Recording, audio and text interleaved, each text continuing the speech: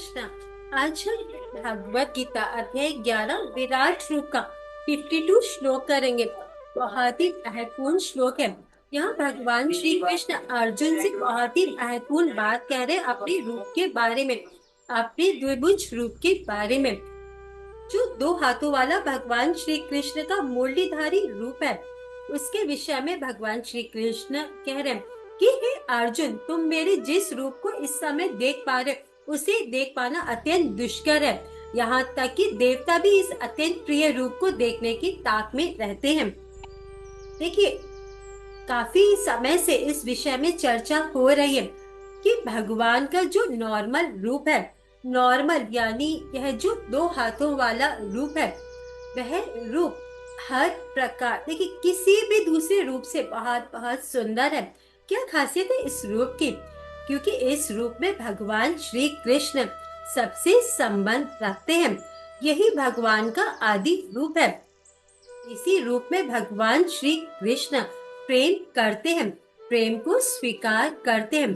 क्योंकि जगत के लोग चाहते क्या है? प्रेम करना और प्रेम पाना। सभी जीवों को इन्हीं दो चीजों की आवश्यकता है। तो भगवान इसी रूप में प्रेम करते हैं और प्रेम को स्वीकार करते हैं। तो जिस रूप को तुम देख रहे हो अर्जुन, ये मेरा टू हैंडेड हैंड, ये अत्यंत दुष्कर है इसे देख पाना, अत्यंत दुर्लभ है इसे देख पाना। शास्त्र कहते हैं कि अनेकता यज्ञ करने पर भी इस रूप को देख पाना संभव नहीं। इसीलिए सब भगवान के इसी रूप को देखना चाहते हैं। कठिन से भी कठिन है इसे प्राप्त करना। और ये कैसे प्राप्त होता है? ये प्राप्त होता है भक्ति से।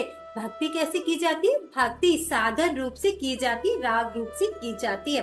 परंतु पहले साधन भक्ति करनी पड़ती है और फिर उसके बाद इंद्रियां जब शुद्ध हो जाती है, जब चित्त शुद्ध हो जाता है, तब फिर राग भक्ति अपने आप ही होने लग जाती है।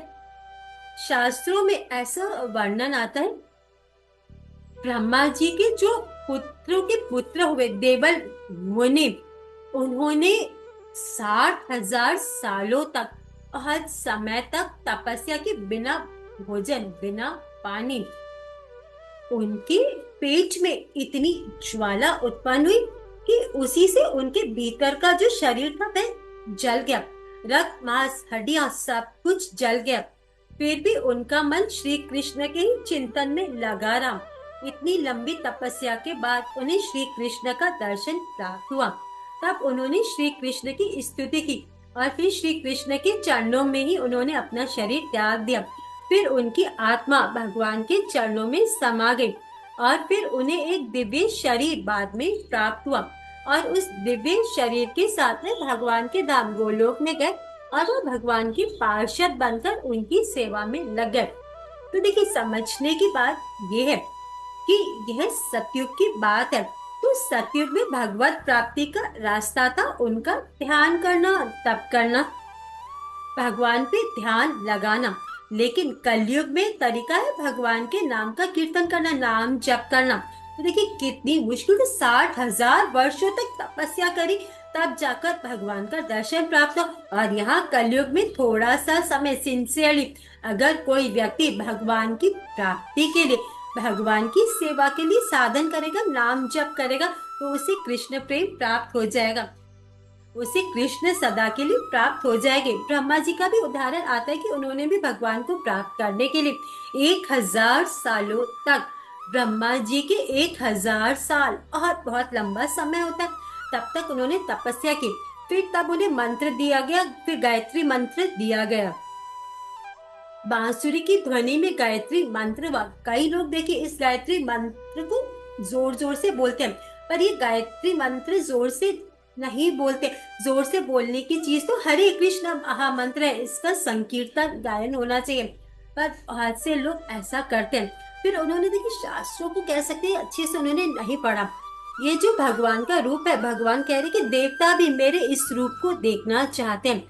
जब भगवान श्री कृष्ण जेल में प्रकट भी नहीं हुए थे वसुदेव के यहाँ, तो तब देवता लोग रोज आते थे उनका दर्शन करने के लिए। देखिए अभी तक वे प्रकट नहीं हुए, तब भी आकर फूल चढ़ाते थे, प्रार्थना करते थे।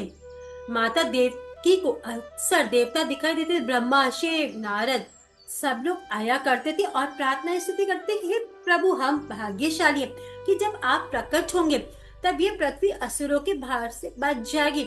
आपके चरण इस पृथ्वी पर अंकित होंगे। ध्वजा, वज्र, कमल, अंकुश जैसे चिन्ह सब जगह दिखाई देंगे। इस प्रकार देवता लोग भगवान की स्तुति करते रहते थे। ऐसे जब चैतन्य महाप्रभु प्रकट हुए थे तब उनकी माता को भी ऐसे दर्शन प्राप्त होते रहते थे कि देवतागण स्तुति करे, वह लेटी हुई है अपने बिस्तर पर और देवता लोग ऊपर से फूल गिरा रहे, सुगंध छिड़क रहे हैं और उन्हें देखकर माँ अचंभित हो जाती थी। और जब उनका जन्म हुआ, प्रकट हुए, तब महाप्रभु को देखने के लिए सारी देवियां गांव की स्त्रियां बनकर आई। सब देखने लगे ये है कौन, इन्हें तो पहले देखा नहीं। तो इसका कारण तो यही है कि वह सब भगवान के दर्शन ही तो करना चाह रहे थे, क्योंकि वैसे भगवान को देखना बहुत मुश्किल है। जब तक भक्ति ना हो तब तक आप देख नहीं सकते, पर जब भगवान अवतार लेकर आते हैं तो जो देवता, जो भक्त होते हैं, वह उनके दर्शन के लिए आते हैं।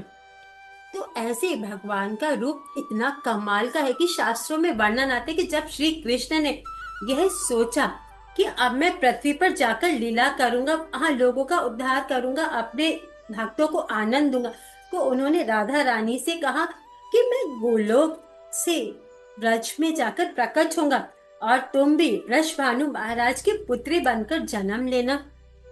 तब राधा रानी तो कृष्ण प्रेम में, क्योंकि सदा उनकी समाधि लगी ही रहती है अधिकांश, तो तब वह कहने लगी कि मैं आपके साथ ही जाऊंगी ना, आपसे अलग होकर तो मैं कैसे रहूंगी। तब भगवान ने कहा नहीं, हमें ये लीला करनी ही है।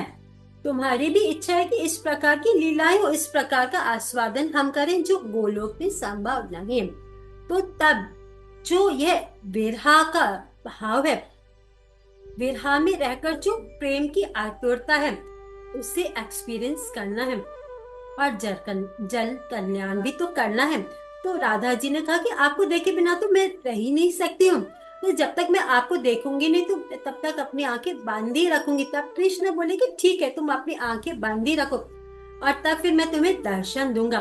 तो राधा रानी जब प्रकट हुई तो उनकी आंखें हमेशा बंद रहती थी। वृषभानु जी और सबको ये लगता था कि इतनी सुंदर कन्या, लेकिन इनकी आंखें ही ठीक नहीं, आंखों से तो ये देख ही नहीं पा रही है।